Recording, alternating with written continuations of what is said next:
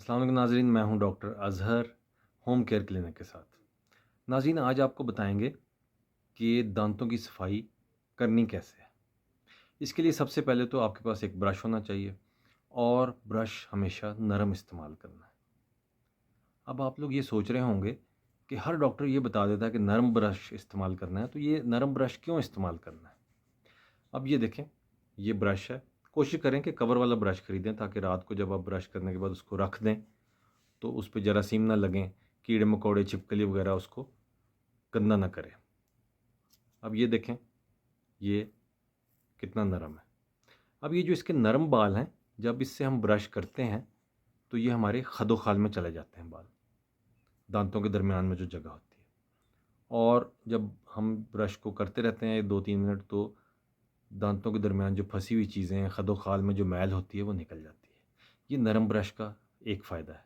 दूसरा फ़ायदा ये है कि ये मसूड़ों को डैमेज नहीं करता, उन पे ज़ख़म नहीं करता।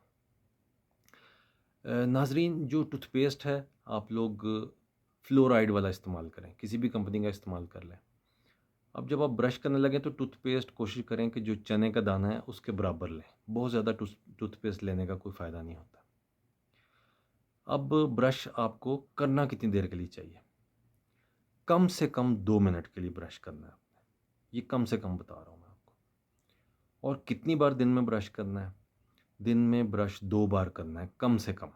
एक दफ़ा सुबह नाश्ते के बाद और एक दफ़ा रात को सोने से पहले। वैसे तो हर नमाज से पहले मिसवाक कर लेनी चाहिए, लेकिन आजकल मिसवाक तो अवेलेबल नहीं है।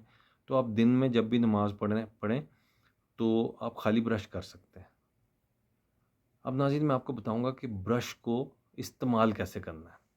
ये आप देखें, ब्रश को खोला, इस पे टूथपेस्ट लगाई।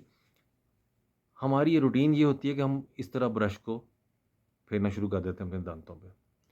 नाज़रीन, इसको थोड़ा-सा भिगोएँ, टूथपेस्ट लगाने के बाद जो पहले आपके 2-3 दाँत हैं, पहले उस पे इसको रगड़ें, ऐसे सर्कुलर मोशन में, ऐसे।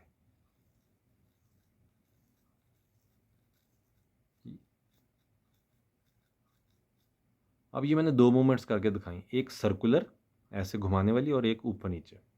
दोनों ठीक हैं, लेकिन जो सर्कुलर मूवमेंट है, ये बेस्ट है, ज़बरदस्त है। आप पहले 2-3 दाँतों को कम से कम 8-10 सेकंड इस तरह साफ़ करें, फिर अगले दाँतों पे शिफ्ट हो जाएँ। उसको साफ़ करें, फिर अगले दांतों पे शिफ्ट हो जाएँ। ये नहीं कि इधर पहले पहले सेकंड में आप इस दाँत पे हैं, तो अगले सेकंड में आप आखिरी दाँत पे पहुँच गए। नहीं, ऐसे नहीं करना। तसल्ली से ब्रश करें, क्योंकि आपके जो इतने कीमती दाँत हैं, अच्छा ब्रश करने से उनकी लाइफ़ में बहुत लंबा इज़ाफ़ा हो जाता है। अब ये तो हो गया बाहर का ब्रश। अब अंदर के ब्रश के लिए आपको ब्रश को खड़ा करना है ऐसे।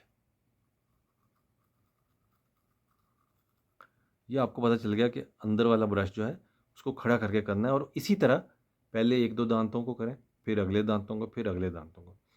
और जब मुँह में झाग बन जाए आपके तो आप उसको स्पिट कर दें, थूक दें और ब्रश को जारी रखें। कोशिश करें कि 2 मिनट से ज़्यादा ब्रश करें आप।